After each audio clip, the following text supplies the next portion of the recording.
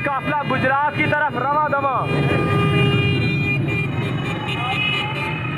Rush आप देख सकते हैं, ये रश बता रहा है कप्तान से मोहब्बत का इजहार कर रहा है।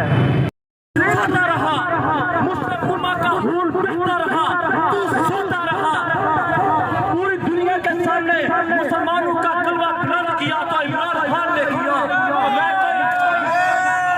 मैं कोई मंडी कार नहीं खेलने वाला, मैं इमरान खान का एक कारकुन हूँ। मैं बता देना चाहता हूँ दुनिया को झूठी हुकूमत हमें नामंजूर है, नामंजूर है। अमेरिका का जो यार है, अमेरिका का जो यार है, हम अक़वाम आलम को बदला देना चाहते हैं। हम इमरान खान के साथ आज भी खड़े हैं, मरते तब तक खड़े रहेंगे।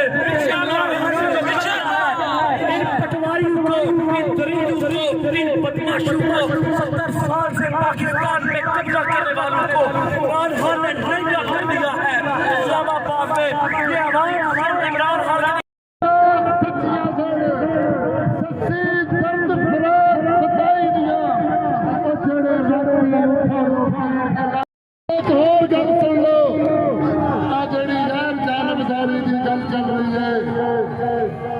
किसे शायद आख्या सी